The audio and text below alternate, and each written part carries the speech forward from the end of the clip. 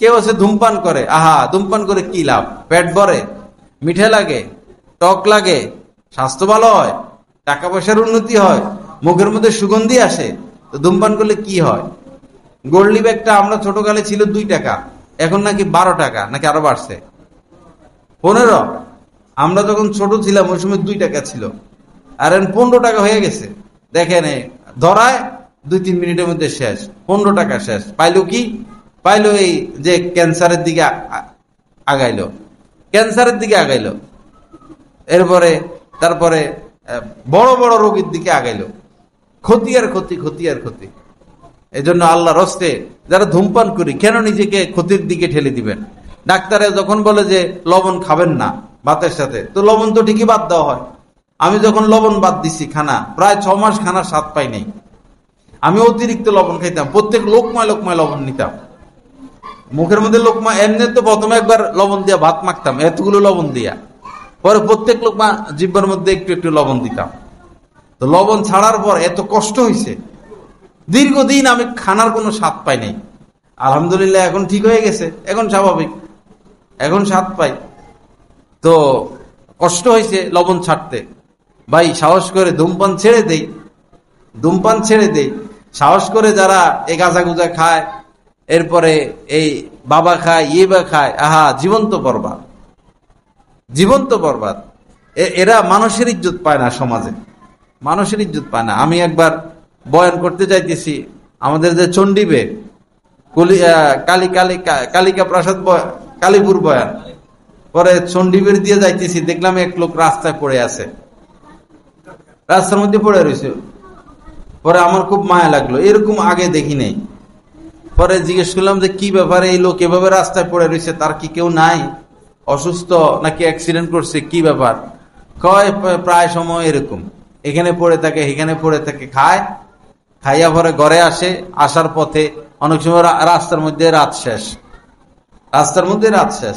আমার এক ওস্তাদ বলেছেন, উনি বলছেন যে আমি নিজের চোখে দেখছি, ছাত্র জীবনে রাত জেগে পড়তো লালবাগ মাদ্রাসা ঢাকায়, যে আমি নিজের চোখে দেখেছি যে নেশা করে আসতেছে, পরে ড্রেনের মধ্যে পড়ে গেছে, ড্রেনের মধ্যে পড়ে গেছে। পরে আবল তাবল বলা, কি ব্যাপার, রাস্তার মধ্যখান দিয়ে ড্রেন কাটলো কে রে, কে রে রাস্তার মধ্যখান দিয়ে ড্রেন কাটলো, এই কামটা কে করলো, বকাবকি করতেছে।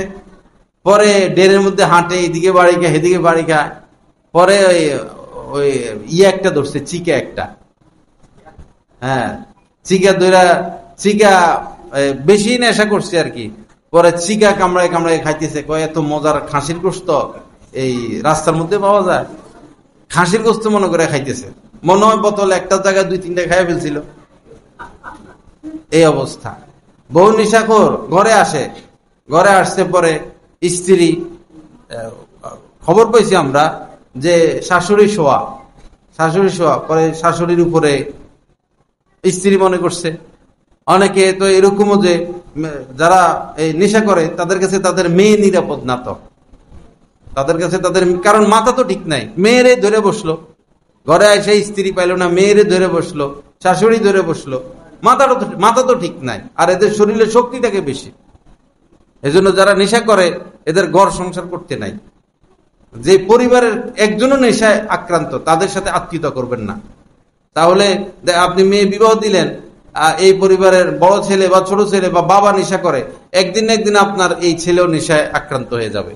আত্মীয়তা করতে বড় সাবধান, আত্মীয়তা করতে বড় সাবধান। এক হইলো তার হালাল ইনকাম হালাল কিনা, ব্যাংকে চাকরি করে, এনজিওতে চাকরি করে, তাহলে তো তার ইনকাম হারাম। যদি সে নেশাখোর হয়, তার কাছে বিবাহ দেওয়া যাবে না। তার পরিবারের কেউ যদি নেশা করে, তারপরও তাদের সাথে আত্মীয়তা করা যাবে না।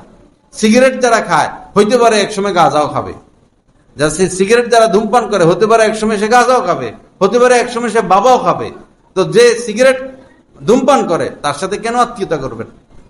আপনি কষ্ট করে মেয়ে পালছেন না, কষ্ট করে তো মেয়ে পালছেন, তো মেয়েকে কার হাতে তুলে দিবেন?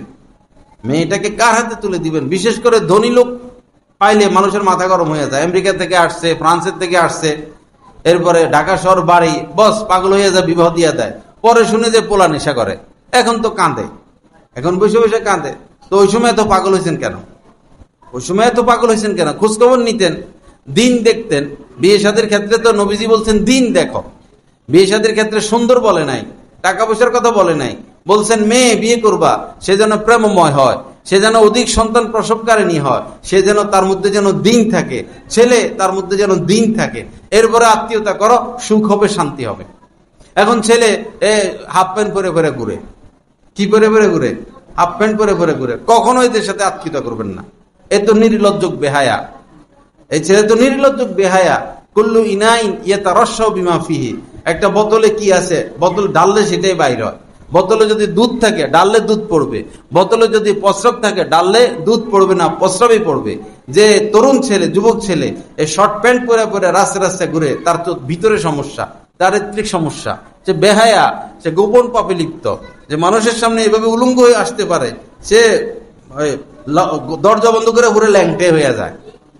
যে মানুষের সামনে হাফ ল্যাংটা হইতে পারে, দরজা বন্ধ করে সে পুরো ল্যাংটা হইতে পারে, আর এমন কোনো পাপ নাই যে সে করে না। তো কেন জেনে শুনে তার সাথে আপনার মেয়েকে বিবাহ দিবেন? এগুলো খবর নিবেন বিয়ের আগে, যে ছেলে হাফ প্যান্ট পরে পরে ঘুরতো কিনা, এগুলো খবর নিবেন।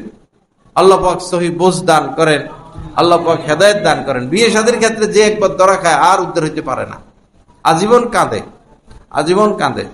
ভালো ছেলে পড়ে নাই, মেয়েটার জীবন শেষ, অথবা ভালো মেয়ে পড়ে নাই, ছেলেটার জীবন শেষ। বউ